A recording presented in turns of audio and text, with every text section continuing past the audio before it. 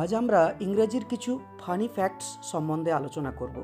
জানেন কি set SET set শব্দের সবচেয়ে বেশি সংজ্ঞা আছে। Guinness book of world records অনুসারে সেট শব্দের অক্সফোর্ড ইংলিশ ডিকশনারিতে 430টিরও বেশি অর্থ রয়েছে। ভাওয়েল ছাড়া সবচেয়ে লম্বা দৈর্ঘ্যের শব্দ হলো রিদমস, RHYTHMS। এটি একটি বিরল শব্দ যেখানে এ, ই, আই, ও বা ইউ কোনো বর্ণই ব্যবহার করা হয়নি, তবুও এটি একটি বৈধ শব্দ হিসেবে গণ্য হয়।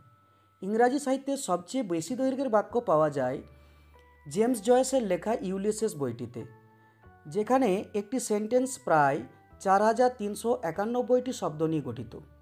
এক্স এই বর্ণটি একদা ইংরেজি অভিধানে একটি শব্দ হিসেবে গণ্য হতো। পুরাতন ইংরাজি অভিধানে এক্স শব্দের অর্থ ছিল ক্রাইস্ট।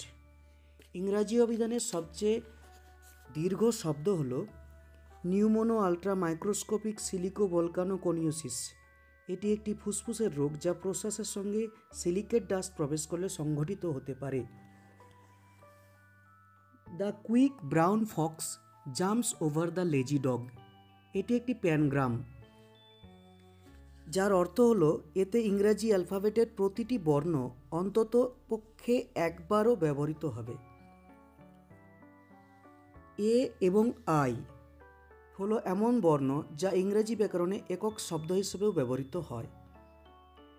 রিড শব্দটি ইংরেজি ব্যাকরণে ইররেগুলার ভার্ব হিসেবে ব্যবহৃত হয়, যা টেন্সের পরিবর্তন হলে উচ্চারণেরও পরিবর্তন হয়। প্রেজেন্ট টেন্সে এর উচ্চারণ হয় রিড, আর পাস্ট টেন্সে এর উচ্চারণ রেড হয়ে যায়।